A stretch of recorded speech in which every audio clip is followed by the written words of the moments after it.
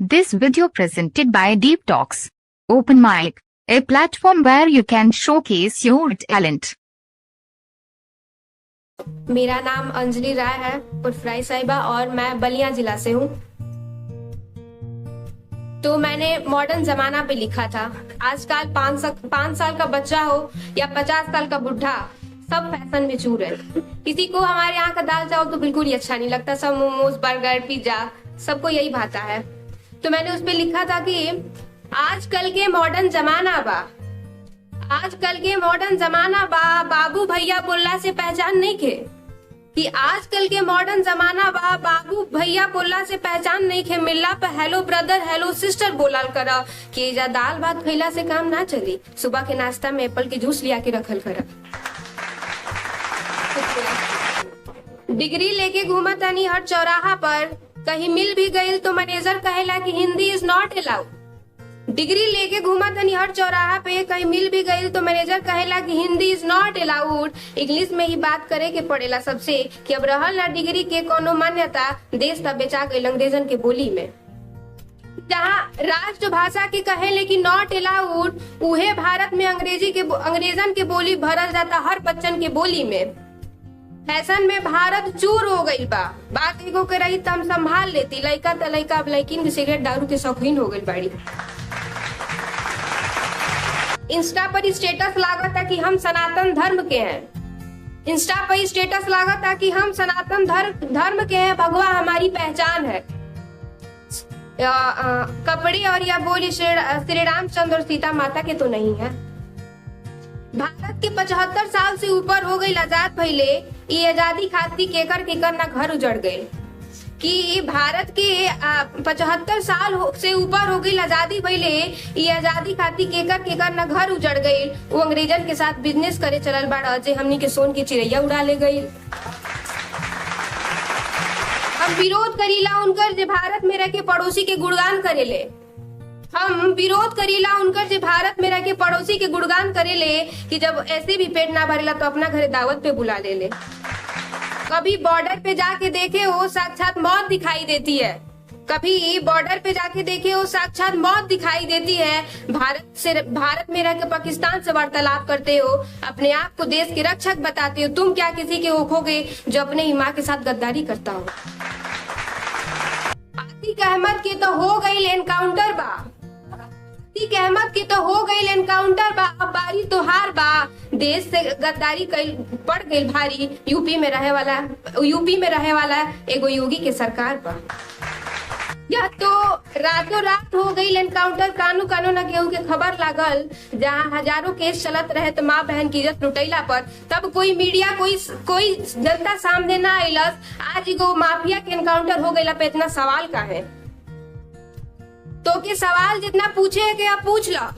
हमार ते कही जवाब बा कि यूपी हमर जान बा, भारत हमर शान बा।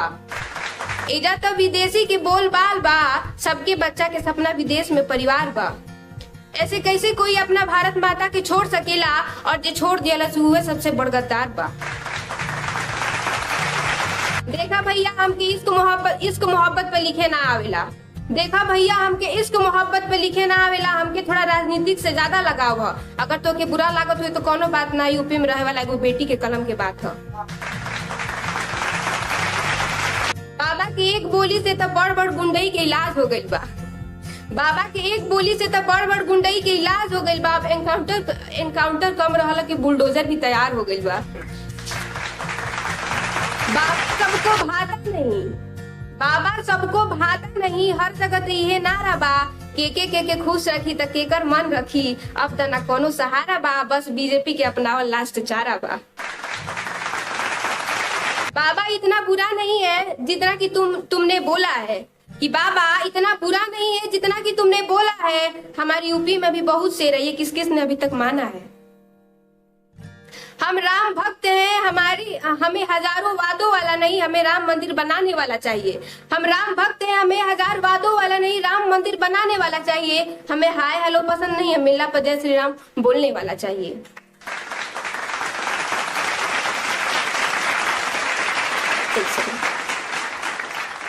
सुनो हम भी किसी की बिटिया रानी है।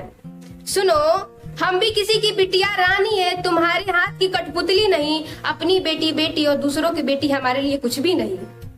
बात अगर यूपी की रही तो इतना समय ना लगा रही, कि बात अगर यूपी की रही तो इतना समय ना लगा रही। बुलडोजर बाबा के परदेश से सीधे एनकाउंटर हो गई रही। बस बात इतनी है कि हम यूपी वाले हैं, हमसे सब लोग बात नहीं कर पाते हैं।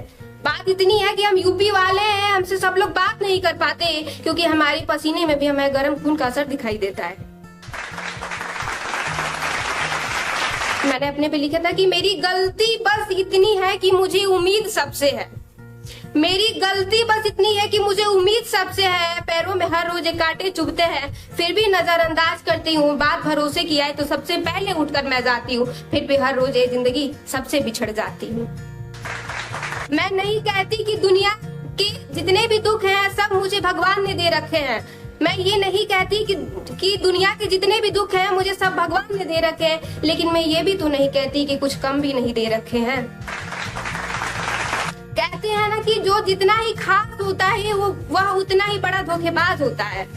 कि कहते हैं ना कि जो जितना ही खास होता है वो उतना ही बड़ा धोखेबाज होता है। आपकी हर कमियों से वाकिफ है वो, इसलिए हर रोज आंसुओं के अलावा कुछ नहीं देता है वो।